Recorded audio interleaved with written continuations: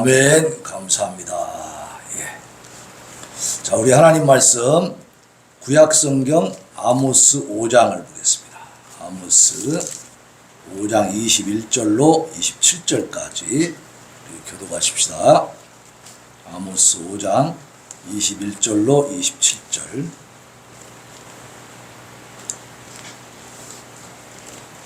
네, 구약성경 1279쪽, 1280쪽쯤에 있습니다. 구약성경 아모스 5장 21절로 27절까지.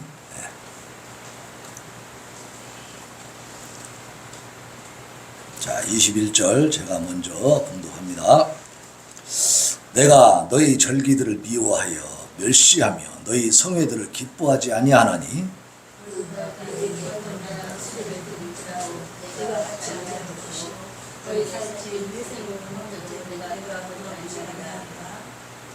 내 노랫소리를 내 앞에서 그칠지어다. 내 비파소리도 내가 듣지 아니하리라.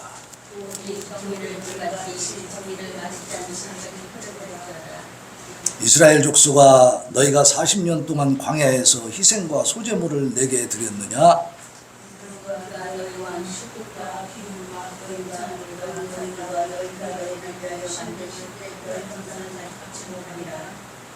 같이 읽습니다. 내가 너희를 다메섹 밖으로 사로잡혀 가게 하리라. 그의 이름이 만군의 하나님이라 불리우는 여호와께서 말씀하셨느니라. 아멘. 예, 오늘은 오직 정의를 물같이라는 제목으로 은혜를 받기를 원합니다. 예, 우리가 잘 알고 있는 말씀이기도 하고, 근데 이 구약성경의 선지서를 읽다 보면 참 그 하나님의 마음이 느껴지면서 하나님이 정말로 폭포하시구나, 그런 게 느껴져요. 하나님은 공의 하나님이시기 때문에 심판하지 아니할 수가 없어요. 하나님의 심판이 얼마나 무섭고 처절하고 비참하게 이루어지는지를 하나님은 이미 아시기 때문에 수도 없이 얘기를 해주는 겁니다. 이 선지서들은 저는 이제 읽으면서 이런 생각도 해봤어요. 왜 이렇게 심판에 대해서 막 저주하는 내용, 막 이 이스라엘 백성이 멸망하는 이 내용들을 막 이렇게 자세하게 반복적으로 자꾸 얘기할까? 오늘 이 아모스서도 보면 그 이유가 있더라, 그 말입니다. 이 아모스서의 배경은 북왕국 이스라엘에 하나님의 심판이 이르게 될 것이라는 그런 경고, 그런 경고 메시지를 전하는 책입니다. 그래서 이 아모스 선지자가 활동하면서 외치던 이때는 북왕국 이스라엘이 아직 망하기 전이에요. BC 760년쯤 된단 말이에요. 망한 것은 722년에 망했단 말이죠. 내가 40여 년 전에 이 아모스 선지자를 통해서 말씀을 해주시고 있는 거예요. 그러면 당시의 상황이 어땠느냐? 북이스라엘 왕국이나 남유다 왕국이 모두 다 상당한 번영을 누리고 있었습니다. 먹고 살만했다, 그 말이에요. 그런데 풍요로워지니까 이 사람들이 어떻게 살았냐면 사치와 방탕, 재판제도의 부패, 하나님 가장 싫어하시는 거예요. 이 재판을 굽게 하는 거, 뇌물 받고 가해자를 피해자로 만들고 피해자를 가해자로 만들어버리는 이런 억울한 사람들을 양산하는 거죠. 가난한 자들에 대해서는 억압하고, 그래서 물질 만능주의적인 그러한 상황으로 지금 치닫고 있는 거예요. 그렇게 타락한 상태니까 아모스 선지자가 이것을 통렬하게 고발하고 있는 겁니다. 그런데 문제는 사람들이 어떻다고 했죠? 이 상황이 먹고 살만한 상황, 풍요로워. 그러니까 귀를 다 막고 있는 거예요. 안 들어요. 아모스서는 형식적으로는 예배를 잘 드리고 있는 것 같은데 실제로는 삶의 현장에서 온갖 악행과 음행을 일삼는 이 이중적인 이스라엘 백성들의 모습을 정죄하고 하나님의 공의와 거룩하심을 강조하고 있는 그런 내용이 이 아모스서입니다. 저자인 아모스는 북이스라엘의 여로보암 2세와 유다의 그 우시아 왕 이 통치 중간 지점인 BC 한 760년경에 이 아모스서를 기록한 것으로 좀 학자들은 추정하고 있는데요. 40여 년 전에 이렇게 이 책을 기록하면서 외치고 경고했는데 결국 BC 722년에 가가지고 아수르에게 이 북이스라엘 왕국이 아주 비참하게 멸망해 버리잖아요. 그러니까 하나님은 그런 상태까지 가지 않도록 하기를 원하시는 게 하나님 마음. 정말 마음이 아프신 거예요. 그래서 누누이 선지자들을 통해서 얘기를 하는데 듣질 않죠. 듣질 않아요. 지금 시대에도 보면 하나님을 정말 많이들 인정하는 시대입니까? 부정하는 시대입니까? 하나님 무시하는 시대가 됐어요, 지금. 네. 지금 뉴스에 들려오는 거 보면 분당에서도 그렇고 계속 뭐예요? 칼부림하는 그런 일들. 자기하고 원수진 것도 아니고 시비 거는 것도 아니고 아무런 관계도 없는 사람에게 화풀이를 하는 이렇게 그냥 막대먹은 세상이 돼버린 거예요. 사람들의 생각 속에 하나님이라는 존재가 없습니다. 그래서 오늘 본문을 보면 먼저 하나님의 진노가 나타납니다. 21절로 23절에 보니까 절기들과 찬양을 받지 않겠다고 말씀하세요. 자, 같이 한번 다시 봉독합시다. 21절로 23절까지 시작. 내가 너희 절기들을 미워하여 멸시하며 너희 성회들을 기뻐하지 아니하나니 너희가 내게 번제나 소제를 드릴지라도 내가 받지 아니할 것이요 너희의 살진 희생의 화목제도 내가 돌아보지 아니하리라. 내 노랫소리를 내 앞에서 그칠지어다 내 비파소리도 내가 듣지 아니하리라. 이 얼마나 무서운 말씀. 이 제사제도는 하나님이요 모세를 통해서 출애굽시킨 다음에 십계명과 더불어 제사장 그 아론을 세우면서 제사제도를 레위기에 쫙 만들어 주신 거예요. 이게 하나님이 정해놓은 법이에요. 그래서 이 제사를 통해서 하나님 영광 받으시고 이 이스라엘 백성들과 이제 소통하시는 겁니다. 하나님 만들어 오신 법이고 너희들이 해라라고 명령해 준 건데 하나님 오늘 여기서는 뭐라고 그러세요? 기뻐하지 않는다. 내가 그것들을 미워한다. 절기들을 미워하고 번제와 이 화목제 이런 걸 다 내가 받지 않겠다. 심지어 뭣도 안 받으신다고요? 찬양도 안 받으신다는 거예요. 찬양 받기를 가장 기뻐하시는 분이 하나님이신데 그 찬양도 받지 않겠다는 겁니다. 그러면서 그 이유를 말씀해 주시는데 하나님의 소원을 말씀해 주십니다. 24절 봅니다. 24절 같이 읽습니다. 잘하는 말씀이죠. 시작. 오직 정의를 물같이 공의를 마르지 않는 강같이 흐르게 할지어다. 희생과 소제물 즉 형식적인 이런 예배보다 뭐가 더 중요하다는 겁니까?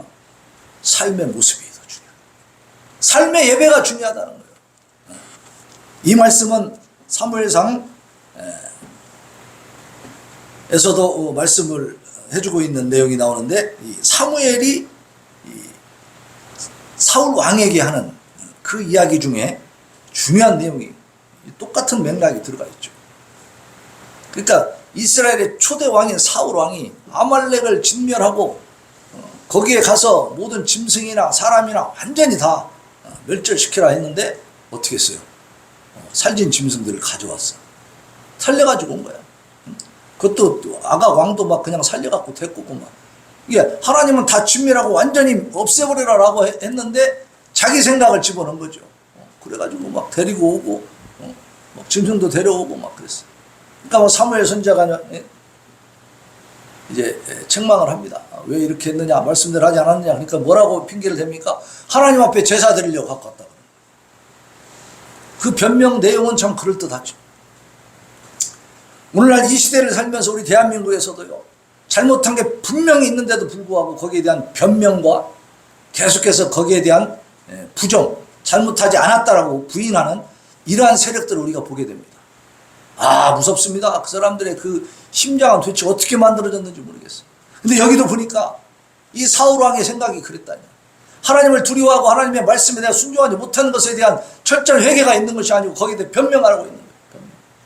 하나님을 핑계대면서. 그러니까 사무엘이 이 사울 왕에게 이렇게 얘기하죠. 여호와께서 번제와 다른 제사를 그의 목소리를 청종하는 것을 좋아하심 같이 좋아하시겠나이까. 그러니까 당신이 하나님 앞에 제사 드리려고 지금 뭐 살찐 소들 좋은 걸 가져왔다고 하는데 말씀에 순종하는 것보다 제사 지내서 그 짐승의 제사를 받는 것을 하나님이 더 기뻐하시겠느냐. 이 주객이 전도되기 시작한 겁니다. 이게 지금. 예.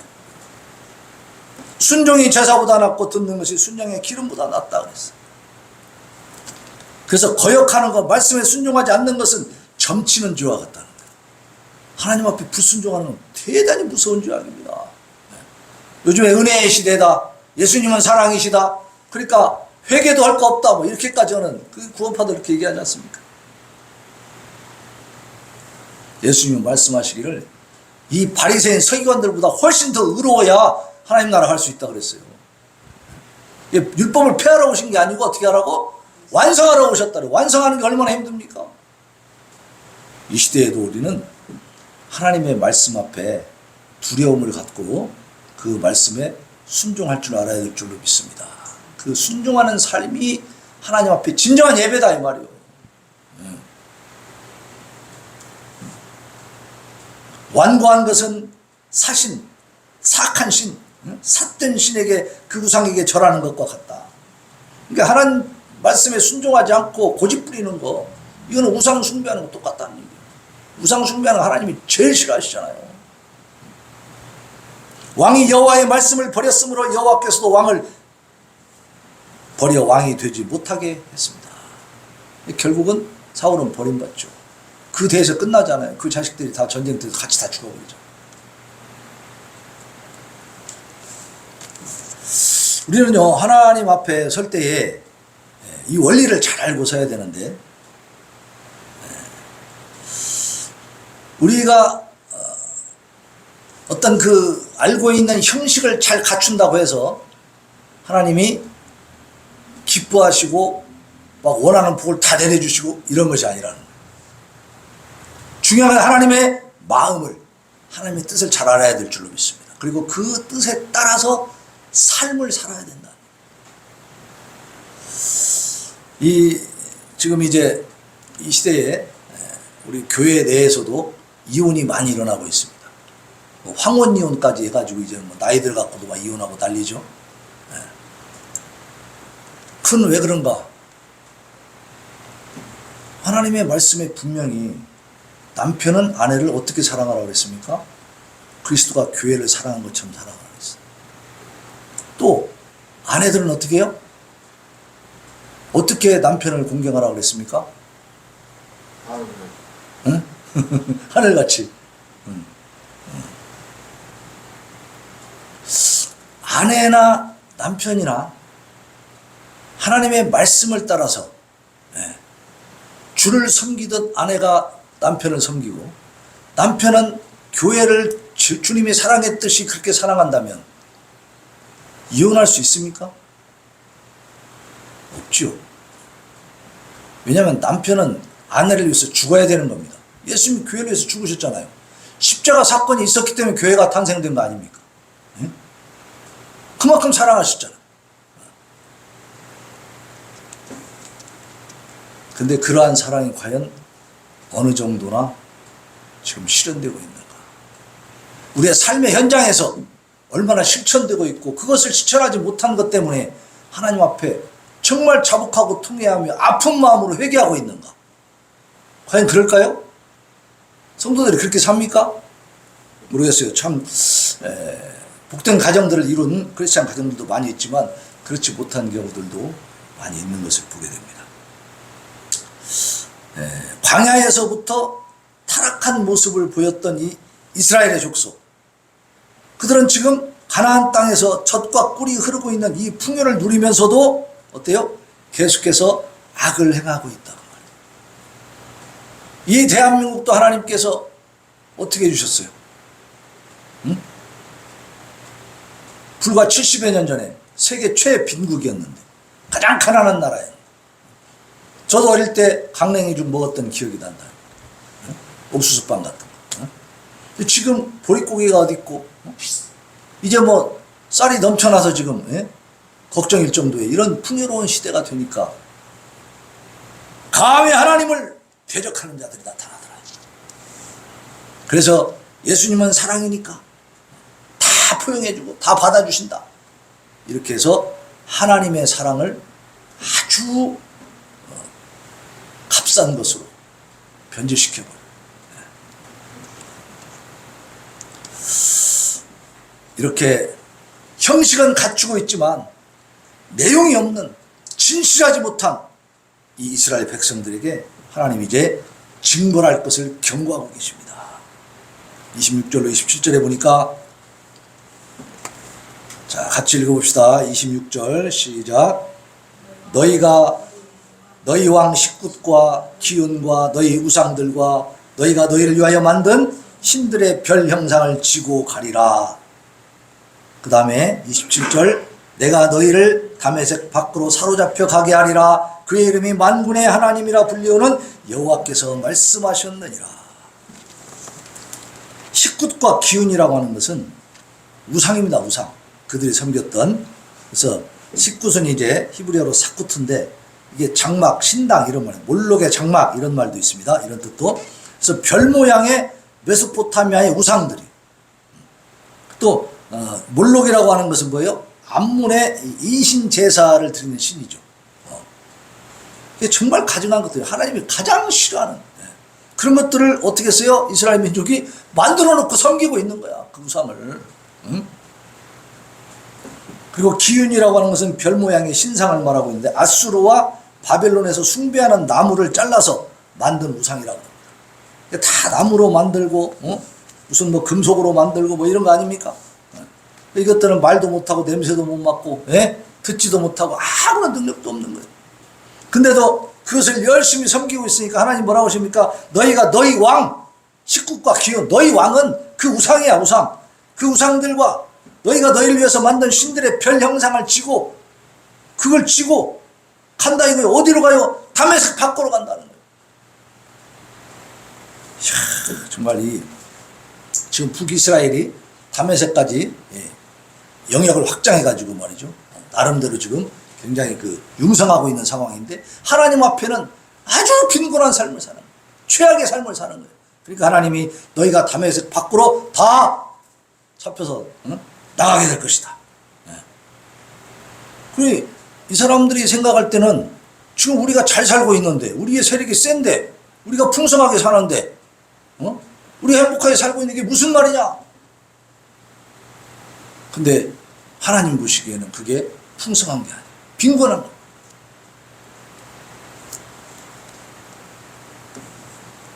이렇게 경고를 해주고 또 해주는데도 이 당시에 북이스라엘 백성들 왕은 어때요? 귀에 담질 않았어요. 신들의 별 형상을 지고 간다. 하나님께 대한 바른 예배가 없는 성도는 필연적으로 타락하게 되고 타락한 백성은 하나님이 심판을 받게 된다는 사실. 자, 다메섹 밖으로 사로잡혀 간다. 북이스라엘의 다메섹을 정복해가지고 영토로 삼은 것은 바로 이 여로보암 2세 때입니다. 그런데 북이스라엘 백성들이 다메섹 밖으로 사로잡혀 간다라고 하는 것은 이전에 떨치던 모든 영화를 상실한 채 완전히 멸망한다는 뜻이잖아요. 나라가 망한다는 뜻이에요. 결국 BC 722년에 아수르의 그 강력한 군대에 의해서 북이스라엘 이렇게 정복당하고 완전히 멸망해버립니다. 오늘날 이 대한민국이 하나님의 은혜로 지금 많이 발전을 해서 잘 세워졌는데 그 포스트 모더니즘과 어떤 성혁명의 이러한 잘못된 사상들이 우리 대한민국에도 들어와 있고 그것을 신봉하는 자들이 이 대한민국을 막 쥐고 흔들었습니다. 그래서 하나님까지 능멸하면서 요한복음 14장 6절에 보면 내가 곧 길이요 진리요 생명이니 나로 말미암지 않고는 아버지께로 올 자가 없느니라 그랬잖아요. 그랬는데 세계교회협의회 그 모임들 그들의 모임 속에서 그 그 소위 말하는 신학을 했다는 신학자가 뭐라고 얘기를 했냐면 그 구절은 예수님이 말씀을 잘못하신 거야. 실수한 거야. 그렇게 실수한 거야. 예수님이 실수하셨대. 그러니까 성경을 어떻게 하고 있습니까? 난도질하고 있는 거예요. 그래서 거기서는요, 그 아브라함의 첩이었던 그 하갈의 영혼을 불러내고 막 그럽니다. 너는 얼마나 억울했냐? 네 영혼의 한을 풀어줄게 막 이러면서 그 무당 구술하는 거예요. 세계 교회를 하나로 만들어야 된다는 그 단체에서 하는 짓이죠. 그런 것들이 우리 대한민국 부산에서 이렇게 열리지 않았습니까? 자, 이런 것들이 판을 치는 이 시대에 우리가 하나님 앞에 진정으로 그들의 죄를 간파하고 철저하게 회개하면서 우리가 먼저 하나님 앞에 바로 서 있는 진실한 신앙생활을 해야만이 대한민국이 서게 될 줄로 믿습니다. 이러한 자들이 없으면 대한민국은 미래가 없는 거예요. 하나님의 징벌을 받게 돼 있어요. 이 성경을 왜 기록을 해놨겠어요? 옛날 이야기책이니까 잘 읽어보고 재밌게 지내라라고 하는 게 아니고 이건 다 교훈이라고 했어요. 교훈. 이 아모스 선지자가 여기서 지금 이야기하고 있는 이 내용들을 통해서 결국 우리가 역사를 알고 있지 않습니까? 아모스 선지자가 이 선포를, 이 이스라엘에 대한 하나님의 징벌에 대한 선포를 한 뒤에 40여 년 지나고 나서 정말로 북이스라엘은 망하고 말았다 이 말이에요. 이 역사적인 사실을 우리는 다 알고 있어요. 거기서도 교훈을 얻지 못한다면 이건 답이 없는 거죠. 그래서 본문은 오늘날 우리도 겉으로만 하나님을 섬기는 척하고 실상은 자기 자신이 만든 각종 우상들을 숭배하면서 살고 있는 것은 아닌지 돌아봐야 됩니다. 이렇게 타락한 예배를 드리면서도 하나님께서 자신을 구원해 주실 것이다, 우리는 괜찮을 것이다, 그런 그릇된 확신과 환상 속에 살고 있는 것은 아닌지 성찰해야 될 줄로 믿습니다. 과연 우리 자신들은 어떻습니까? 우리 대한민국은 또 어떠합니까? 우리 군산의 교회들은 어떻습니까? 냉정하게 우리 자신의 신앙을 점검하고 좀 더 성숙한 신앙으로 성장해야 될 줄로 믿습니다. 하나님 뜻에 합당한 공의와 정의를 실현시키는 신앙의 주인공이 되시기를 바랍니다. 우리 군산을 살리고 전라북도를 살리고 대한민국을 살리고 우리 민족을 구원해내는 그런 우리가 돼야 됩니다. 그렇게 되는 길은 오직 정의를 물같이 공의를 마르지 않는 강같이 흐르게 한다. 이것은 국가도 마찬가지고 지역사회도 마찬가지고 교회도 마찬가지고 개인도 마찬가지인 줄로 믿습니다. 내 자신에게서부터 먼저 공의와 하나님의 공의와 정의가 바로 세워져야 되는 거예요. 나는 정말로 형편없이 하면서 남들한테만 정죄하는 것, 이것은 우리 예수님도 말씀하셨잖아요. 남들 정죄하고 판단하지 마라. 남의 눈 속에 있는 티를 불러가지고 막 네 눈 속에 있는 뭘 봐라? 들보를 봐. 그래서 하나님 앞에서 우리가 좀 더 진지하게 자신을 돌아보면서 이 대한민국의 문제점, 하나님 앞에 도대체 무엇이 문제인가, 하나님이 진노하실 만한 일들이 무엇인가를 우리가 영적으로 분별할 수 있기를 바랍니다. 그리고 분별한 그것을 붙들고 하나님 앞에 철저하게 회개하면서 이 대한민국이 정말 하나님이 기뻐하시는 나라, 마지막 주님 오실 때까지 쓰임받는 나라로, 그런 민족으로 세워지도록 기도할 수 있기를 예수님의 이름으로 축원합니다. 기도하겠습니다. 하나님 감사합니다. 오늘도 오직 정의를 물같이 공의를 마르지 않는 강같이 흐르게 하라고 하시는 주님의 말씀을 따라 우리는 참으로 형식적인 예배가 아니고 거치에만 있는 그러한 가짜 신자가 아니고 하나님 앞에 우리의 진심을 올려드리면서 하나님의 뜻을 온전히 깨달아서 아버지 이 시대를 하나님의 말씀을 따라 구원해낼 수 있는 그런 귀한 사명을 감당하기를 원합니다. 아버지 하나님, 우리에게 영적 지혜와 분별력을 주시옵시고 하나님, 이 나라 이 민족을 위하여 우리가 기도할 때 하나님 응답하시고 우리 하나님께서 이 대한민국, 우리 저 북한에 있는 동포들까지 우리 한 민족이 하나님 앞에 귀하게 쓰임받을 수 있도록 은혜를 베풀어 주시옵시고 함께하여 주시옵시고 우리의 간절한 기도에 응답하여 주시옵소서. 예수님의 이름으로 기도하옵나이다.